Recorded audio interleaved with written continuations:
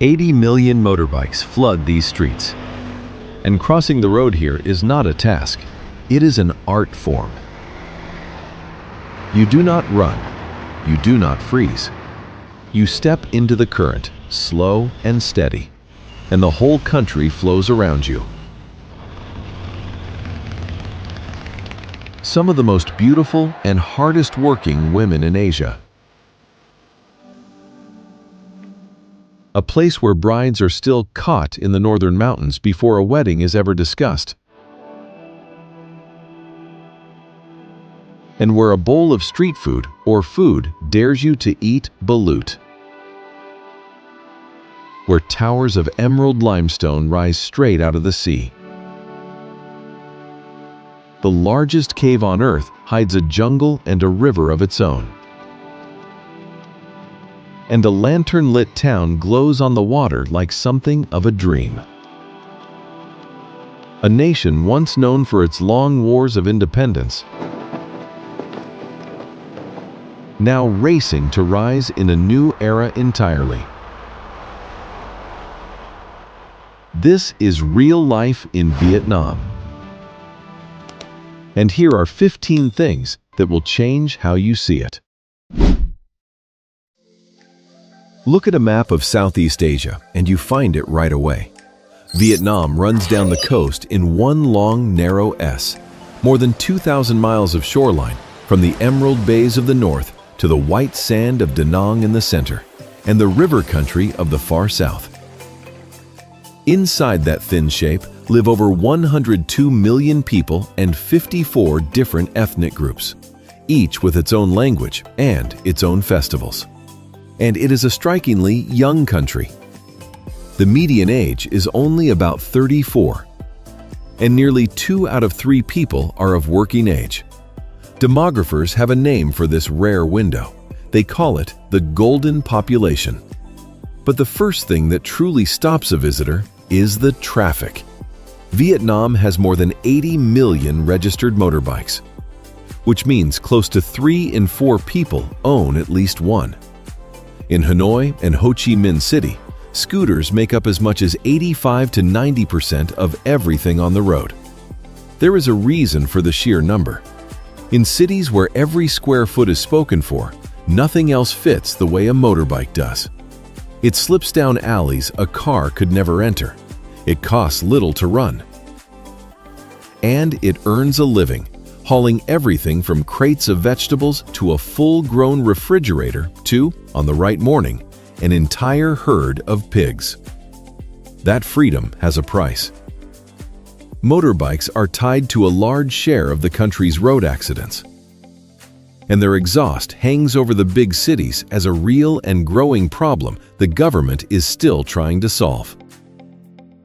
It is a country in motion, learning to cross into a new era the same way its people cross the street. So here is the survival tip every traveler learns fast. Do not run and do not stop. Walk slow and steady, and the sea of motorbikes will part around you.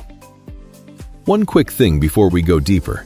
I am curious where you are watching from, so drop your city or country in the comments and let us see how far this journey reaches. Vietnamese women often possess captivating East Asian features. Long, naturally soft black hair, gentle, deep, and expressive dove-like eyes. Eyes that speak volumes, hold a touch of shyness, yet are also incredibly resolute. Accompanying this radiant smile is a friendliness and gentleness, most clearly expressed through that smile. It's the beauty of hospitality, warmth, and sincerity. Few garments capture the beauty of the Vietnamese woman's figure as well as the Ao Dai. Its form-fitting bodice and flowing skirt not only accentuate her graceful curves, but also preserve her refined, modest, and elegant demeanor. On the streets of Hanoi and Saigon, you will see them wrapped head to toe against the sun. Long gloves, jackets, wide masks, only the eyes showing. Foreigners call it the ninja look. It is partly protection from the sun and the city's pollution, and partly a beauty ideal that prizes fair, unmarked skin. But the covering hides the more interesting truth, which is that the beauty here was never really about the face. Consider the numbers. Around 70% of Vietnamese women work, one of the highest rates in all of Asia, and more than a third of senior managers are women, second in the region only to a handful of nations. Now the harder figure. On top of those jobs, women still carry roughly 5.5 hours of unpaid housework every single day. Ask why, and the answer runs straight back through the country's history. A nation that spent decades at war leaned on its women to hold the fields, the markets, and the families together while the men were gone. That strength never left. It simply changed clothes. The beauty itself shifts as you travel. Pale and fine-featured in the north around Hanoi. Gentle in the old imperial city of Hue, wrapped in the purple Ao dye. Sun-warmed and open in the river south. And in the highlands, women of the Hmong, the Thai, and the Dao stand out in hand-embroidered cloth their grandmothers taught them to stitch. Talk to Western men who have spent time here, and you hear the same phrase over and over, that these women are gentle but grounded, traditional yet modern. One told me his friend married a Vietnamese woman, and it changed his whole life. She was strong and loyal, he said, and never once afraid of the work. But hold on, because some of Vietnam's traditions will genuinely stun you, and we will get there soon. If this is worth more attention, tap the hype button below. Each one lasts only a few seconds, but it helps this reach a wider audience, and we would really appreciate it. When the sun goes down, that same energy pours into the streets, because this is a country that barely sleeps, and the first sound you notice is singing. Karaoke is close to a national religion here, spilling out of living rooms and narrow alleys every night of the week. It got loud enough that a 2025 decree now allows fines of up to about $76 for noise that crosses the line at any hour. And yet, ask a local about the racket next door, and they will just smile. That is not noise, they will tell you. That is happiness out loud. The other social glue is beer. Vietnam drinks somewhere between 43 and 46 liters per person each year, the most in Southeast Asia and among the top 10 anywhere on Earth. Why so much? Because beer here is not about getting drunk. It is a way of sitting down together. The whole culture has a home for it, on cheap plastic stools that spill off the sidewalk onto the curb. In Hanoi's Old Quarter, one street does it better than anywhere. Ta Hien, the beer street, is a 260-foot ribbon of stools and cold glasses of draft beer that cost about 50 cents, packed shoulder to shoulder with backpackers from every corner of the world. Down south in Ho Chi Minh City, Bui Vien Walking Street runs the same current louder and later. Music and neon until the sky starts to lighten. Around it all hums a whole night economy that almost no one back home talks about. Night markets, food streets, and districts of therapeutic massage and spa services that only wake up after dark. It is a side of the city built entirely for the hours when other countries have gone to bed. This is a young population burning off its energy in real time. But if the nightlife feels wild, wait until you hear how some Vietnamese still find a husband or a wife. High in the northern mountains, in towns like Cao Vai, Sa Pa, and Moc Chau, there is something called the love market. It is exactly what it sounds like. Young men and women from the hill tribes gather to sing, to flirt, and to pair off. But the oldest version carried a detail that stops Westerners cold. Once a year, former sweethearts who married other people were allowed to meet again for a single night, to honor the love they never got to keep. In some villages, a husband or wife accepted it, quietly, as part of the culture. Behind the shock is something almost tender, a community that found a way to let old love breathe without letting it break a marriage. Then there is the custom that unsettles outsiders most. Among some Hmong communities, a young man may still catch his bride, taking the girl to his family home before the two families ever sit down to talk. Part ritual, part courtship game, it is easy to judge from the outside and hard to understand from a distance. So it is worth saying plainly, the practice is fading, and it is argued over inside the communities themselves, with many now pushing hard to end any version that removes a young woman's choice. And here is the twist that never makes the headlines. Travel to the Central Highlands and the whole picture flips. Several communities there are matriarchal. The woman chooses. She catches the husband, the children take her name, and property passes down to the daughters. These are the people of the gong culture, whose ceremonial music UNESCO recognized in 2005 as a treasure of humanity. One country, two mirror image answers to the same question of who holds the power. And later, I will show you the cheapest place you could ever call home. Love here can look ancient. So can the way Vietnamese reach for the spirit world. Step into a temple on the right day, and you may witness Hao Dong, spirit mediumship. In the ritual, a medium dressed in brilliant robes falls into a trance and gives their body over, one by one, to a series of deities, moving and dancing to live chow van music as the spirits are said to arrive. It belongs to the worship of the mother goddesses, an old and deeply Vietnamese faith that UNESCO added to its heritage list in 2016. It is not performance. It is a doorway a whole community believes in, a way to ask the unseen for luck and for mercy. Nearby, you might catch an art form found almost nowhere else on Earth. Water puppetry was born around the 11th century in the flooded rice fields of the Red River Delta, and the stage is exactly that, water. The wooden puppets skate and battle across the surface while the puppeteers stand hidden behind a screen, waist deep, working the rods below the waterline. It began because farmers had a flooded field and a long winter, and turned both into theater. The gentlest of these traditions happens in Hoi An. On the night of every full moon, the ancient town cuts its electric lights and floats thousands of paper lanterns down the Huai River, each one carrying a wish for luck.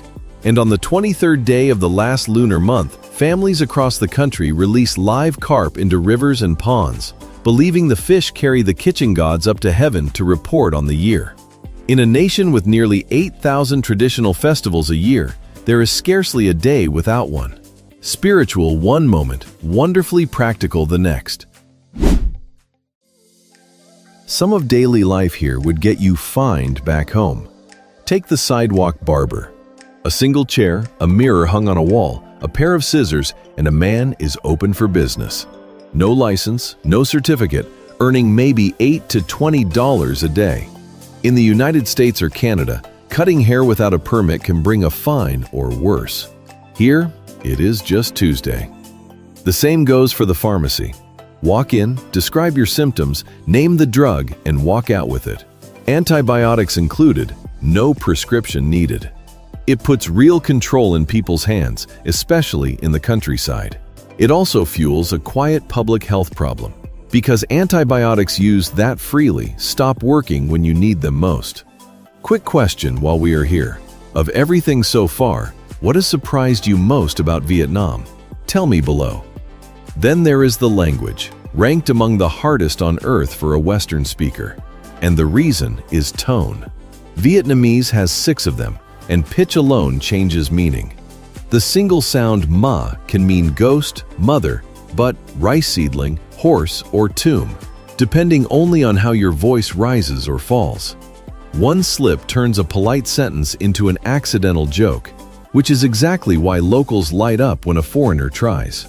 And then there is the lottery. It is a multi-billion-dollar industry sold not in stores but by hand, by an army of around 500,000 street vendors, many of them elderly or disabled. People buy from the same seller every day, and they pick numbers from dreams, a white buffalo, a broken mirror, each one read as a coded message from somewhere else. Buying a ticket is half a gamble and half a small act of faith. There is one sidewalk ritual, though, that Vietnam has turned into a global obsession: coffee. 7. A coffee culture like nowhere else. Here is a fact that surprises almost everyone. Vietnam is the second largest coffee producer on the planet, behind only Brazil, and it rules the Robusta bean outright, growing more than 40% of the world's supply, close to 31 million bags in a single season. That did not happen by accident. The cool highlands around Dalat and the Central Highlands turned out to be near perfect for the hardy Robusta plant, and a whole export economy grew from the soil up. But the growing is only half the story. Coffee here is a way of slowing down. It drips, dark and thick, through a small metal filter called a fin, one patient drop at a time, and no one hurries it. In Hanoi, you can drink it on the train street, at tables set so close to a live railway that the carriages roar past just a few feet from your cup. And then there is egg coffee, which sounds strange until you taste it. A silky cloud of whipped yolk and sugar over strong black coffee. It was invented in 1946 by a bartender named Nguyen Van Giang, at a time when war had made fresh milk scarce, so he reached for an egg instead. His cafe still pours the original recipe today. Scarcity became a signature. If the coffee wins you over, the food will test you. Some of it is not for the faint of heart. Start with the safe ground, because Vietnamese food is genuinely world-class. CNN put pho, the fragrant beef noodle soup, on its list of the 50 best dishes on earth. And when President Obama sat down on plastic stools with Anthony Bourdain in 2016 to eat bun cha, grilled pork over noodles, that humble Hanoi meal became famous overnight. This is comfort food the whole planet has learned to love. Now, the country pushes you further. Consider balut. It is a duck egg incubated until a small embryo has formed inside, then boiled and eaten warm with salt, pepper, ginger, and fresh herbs. It is rich in protein and calcium, and for millions of Vietnamese, it is nothing more than a beloved snack on the way home. So let me ask you straight, would you try balut, adventurous, or an absolute no? Tell me below. Braver still is tiet kan, a chilled dish made from fresh animal blood set with herbs and crushed peanuts. It is honest to say this one carries real risk. Vietnam's Ministry of Health has warned against it for years. Cases of serious illness keep recurring, and in 2025, 2 people died after a single meal of it.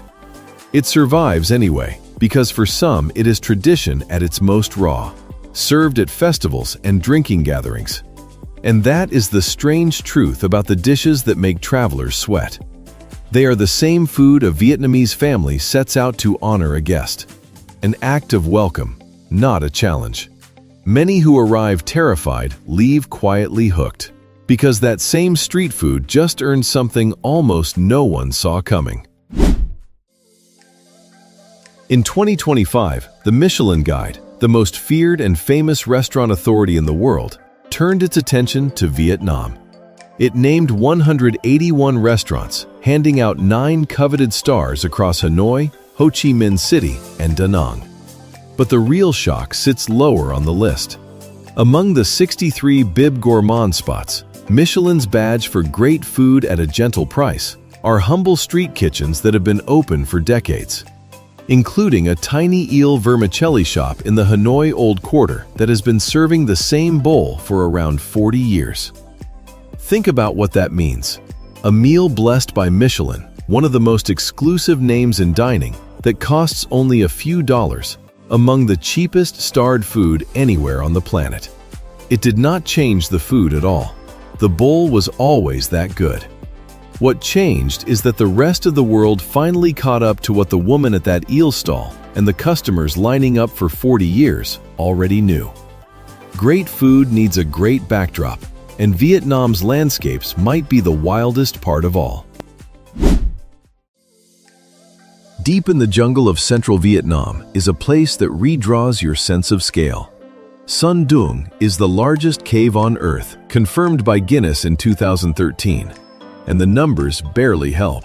Over 3 miles long, with a ceiling reaching up to 660 feet, it is vast enough to hold an entire New York City block, skyscrapers included, or fly a Boeing 747 down its main passage.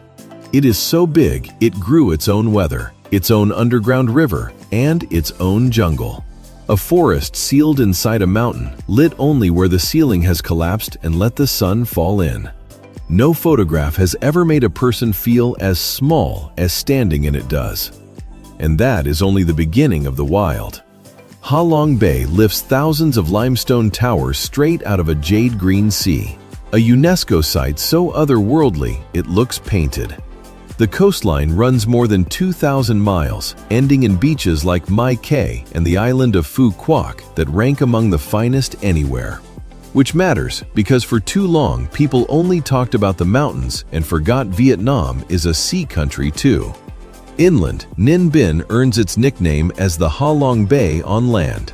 Rowboats gliding through caves cut clean through limestone hills above the rice. And in the far north, the Ha Giang Loop, roughly 220 miles of mountain switchbacks through a UNESCO geopark, went from local secret to bucket list ride on the strength of social media alone. There is even a bridge near Da Nang, opened in 2018, that a pair of giant stone hands appear to lift straight into the clouds. It went viral across the entire world in a week. But beyond the scenery, it is the people and their easy warmth that travelers never forget. Slow down for a moment, because Vietnam has a gentler pace hidden inside the rush. In Hoi An, a UNESCO ancient town of mustard yellow walls and silk lanterns on the Huai River, the motorbikes give way to bicycles, tailors sew you an ao dai by evening, and the whole place feels like stepping back a century. The world has noticed. Hoi An keeps landing on lists of the best cities on Earth and was named Asia's leading cultural destination in 2024. Yet a mile past the main streets, the quiet river life goes on exactly as it always has. Further south, life moves onto the water entirely. On the Mekong Delta near Can Tho sits the Kai Reng Floating Market, the largest wholesale market in the Delta, close to 100 years old. Boats heavy with fruit and vegetables trade hole to hole at dawn. And because you cannot hang a sign on a river, each boat raises a tall pole with a sample of its goods tied to the top, so you can read the whole market from a distance. Houses on stilts, families who were born, fed, and married on these boats. A whole civilization floating on brown water. And here is the thing every traveler ends up saying. It is not the scenery they remember, it is the welcome. The people of the river country smile through hardship that would break most of us, and Western visitors and Vietnamese who left and came back keep repeating the same words. Welcoming, unforgettable, the trip changed my life. Tourism has crowded and commercialized a few famous corners, that much is true, but turn off the main road, and the plain, open-hearted rhythm of life by the water is exactly as it has always been. That warmth was hard-won, forged by a history of almost unimaginable struggle. Just outside Ho Chi Minh City lies a place that explains a great deal about this country. The Cu Chi tunnels run for as much as 155 miles underground. From the edge of Saigon all the way to the Cambodian border, a hand-dug network on 3 levels reaching about 30 feet down, complete with kitchens, hospitals, and meeting rooms. People lived in that darkness for years, cooking, healing, planning, surviving in a space you can barely crawl through today. It is the reason the war here was so hard to win, and it was carved out of the earth, by hand, over decades. Stand in it, and you understand the Vietnamese word for resilience without anyone translating it. After roughly 1,000 years under Chinese rule and a war against the most powerful army on earth, this nation held on to exactly who it is. The War Remnants Museum in the city tells the cost of that in plain, unflinching terms. And then comes the part that changes how you see the whole story. The country that fought that war does not live inside it. The United States, the former enemy, is now Vietnam's single largest export market, buying around $153 billion of its goods a year. And 2025 marked 30 years since the two nations restored relations and became partners. A people who had every reason to stay bitter chose, instead, to build. From that hardship, Vietnam made something almost no one saw coming. And it starts with how little life costs here. For a Westerner, the prices here do not quite feel real. A banh mi sandwich runs about $1. A bowl of pho, $1.50 to $3.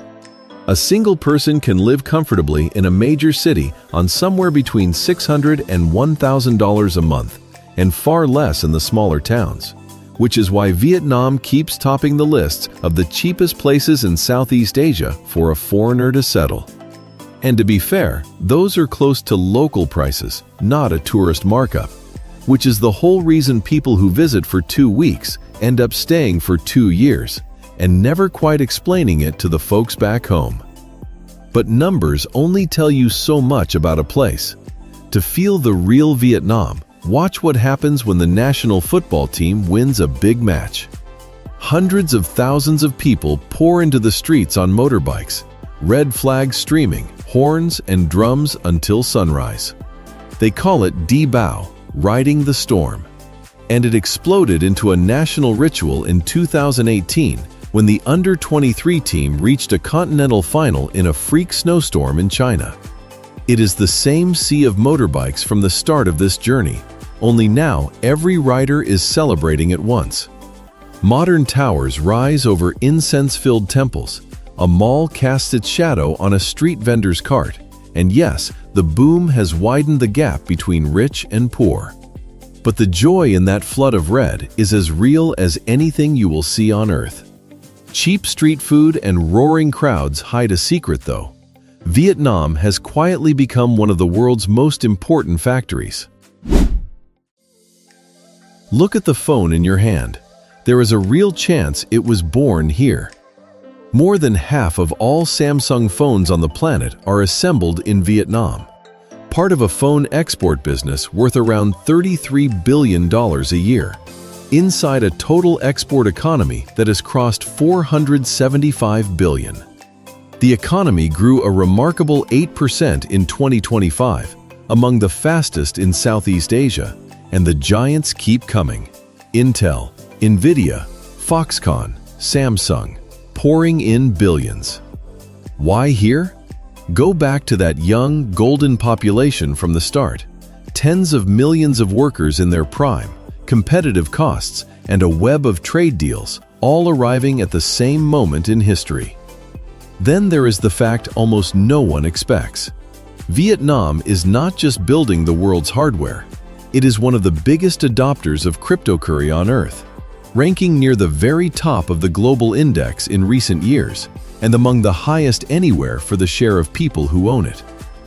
This is a country whose income per person was once about $95 a year, now a critical link in the supply chain that keeps the modern world running. Factories, exports, even crypto, it all points one direction: a country racing toward a very different future. That future is already being poured in concrete. In late 2024, the Parliament approved a $67 billion high-speed railway running the full length of the country. More than 950 miles of track built for speeds up to about 220 miles an hour, cutting the Hanoi to Ho Chi Minh City trip from 30 hours down to roughly 5. Alongside it rises Long Tan International Airport, which saw its first landings in December 2025 and is built as a smart airport, woven through with artificial intelligence and biometric gates, with its first phase due to open in 2026. And the cities themselves are changing shape. Ho Chi Minh City opened its first metro line at the end of 2024. Hanoi has run one since 2021, and for a country defined for generations by nothing but motorbikes, that is a quiet revolution on rails. This is the aspiration to rise, made real, in a place that started this era among the poorest on Earth and now moves faster every year. From 80 million motorbikes to bullet trains, That is the real Vietnam. If this changed how you see the country, do 2 quick things. Like this video and subscribe for more deep dives like it. It genuinely helps, and we would be really grateful. The real question was never what is strange about Vietnam. It is what you stopped seeing as strange in your own life. If that question stays with you, there is another country waiting to ask it again, and the journey is only getting cheaper.